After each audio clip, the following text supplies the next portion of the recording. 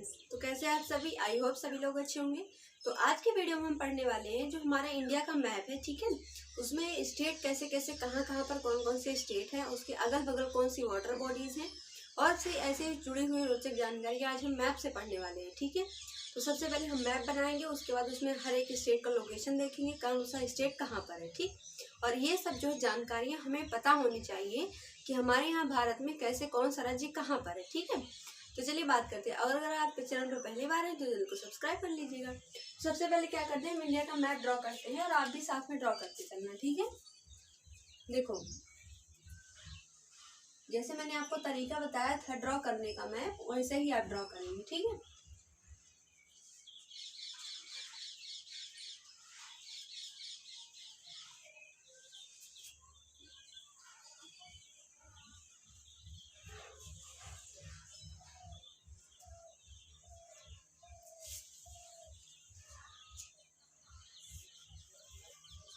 ठीक है, तो ये थोड़ा सा इंडिया का मैप है, ठीक। तो अब देखो इसमें कौन सा स्टेट कहाँ पर है, पहले जानते हैं कि इसके कौन से है। जैसे हमारे भारत से कौन कौन से देशों की सीमा लगती है, ठीक है। सबसे पहले यहाँ पर है पाकिस्तान, यहाँ से पाकिस्तान लगता है, ऊपर से यहाँ से लगता है अफगानिस्तान। कौन सा कंट्री है? अफगानिस्तान है। और इधर से लगता है चाइना, या फिर आप कह सकते हो तिब्बत, क्योंकि जो तिब्बत वाला एरिया है ना वो चाइना जो है अपने अंडर में मानता है, यानी कि जो तिब्बत है उसको चाइना अपना रहता है, ठीक है। तो आप ऐसा भी कह सकते हो कि चाइना या फिर तिब्बत है। और देखो यहाँ पर क्या है, नेपाल है, ठीक। और ये क्या है, भूटान।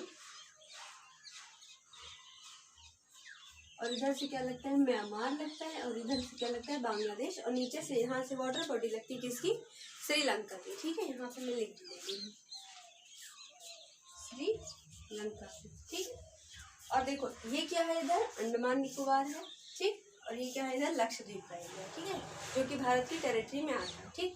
टोटल हमारे जो भारत है उसकी कोस्ट लाइन कितनी है, आपसे ये एग्जाम में क्वेश्चन मिलता है, ठीक।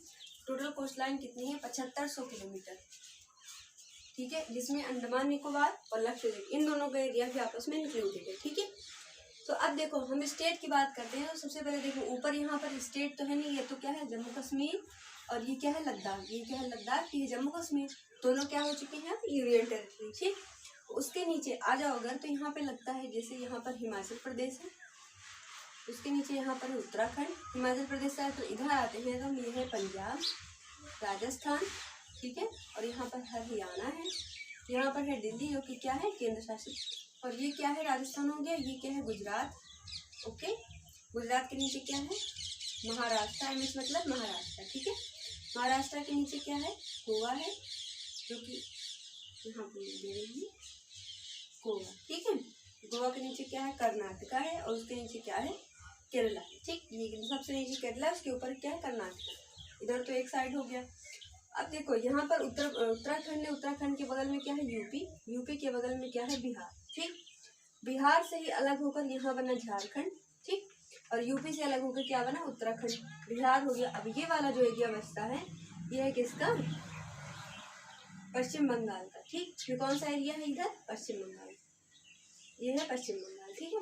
और यहाँ पर जो है थोड़ा नॉर्थ ईस्ट अभी छोड़ देते हैं हम, यहाँ पर पश्चिम बंगाल, झारखंड, बिहार, यूपी, ठीक है। यूपी के नीचे क्या है, यहाँ से यहाँ तक एमपी है। एमपी के नीचे अगर हम आप बात करें थे तो यहाँ पर महाराष्ट्र हो गया। एमपी के नीचे यहाँ पर क्या है, उड़ीसा। उड़ीसा के नीचे है आंध्र प्रदेश। आंध्र प्रदेश के नीचे क्या है, तमिलनाडु। आंध्र प्रदेश से ही अलग होकर एक राज्य बना जिसका नाम है तेलंगाना, ठीक, जो कि। और हाँ देखो, आपसे क्वेश्चन एग्जाम भी तेलंगाना से बनता है। तेलंगाना को पहले कब बनाया गया था, 2 जून 2014 को बनाया गया था। देखो क्वेश्चन आपसे ये एग्जाम में बनता है कि क्या आपको ऑप्शन दे देंगे और आपसे उसमें से पूछेंगे कौन सा ऐसा राज्य है जिसकी सीमा समुद्र से लगती है या फिर नहीं लगती है। तो आप ध्यान रखेंगे, आंध्र प्रदेश से अलग होकर बना है तेलंगाना। आंध्र प्रदेश का जो सीमा है, बॉर्डर है, वो सी यानी बे ऑफ बंगाल, यानी कि यहाँ पर क्या है, बंगाल की खाड़ी है, उससे शेयर होता है आंध्र प्रदेश की सीमा। लेकिन आंध्र प्रदेश से ही अलग होकर जो तेलंगाना बना है, ये क्या है, इसकी सीमा नहीं साझा होती है समुद्र के साथ। ये आपको ध्यान रखना है, ठीक है। और आप एक बार मैप में भी देख सकते हैं। तो पहले काउंट कर लेते हैं यहाँ पर कितने स्टेट हो जाते हैं। 1 यानी कि Punjab 1, Himachal Pradesh 2, Uttarakhand 3, Haryana 4, UP 5, Bihar 6, Jharkhand 7, MP 8, Rajasthan 9, Gujarat 10, Maharashtra 11, Goa 12, Karnataka 13, Kerala 14, Telangana 15, Tamil Nadu 16, Andhra Pradesh 17 number पे, उड़ीसा 18, झारखंड नंबर 19 पे और ये वेस्ट बंगाल 20 पे। ठीक है, अब देखो ये क्या है, सिक्किम है जो कि नेपाल और भूटान के बीच में है, जिसको हम कहते हैं सैंडविच, जो कि सैंडविच का काम करता है। आपसे एग्जाम में ये क्वेश्चन पूछा जाता है कि कौन सा भारत का ऐसा राज्य है जो कि सैंडविच का काम करता है।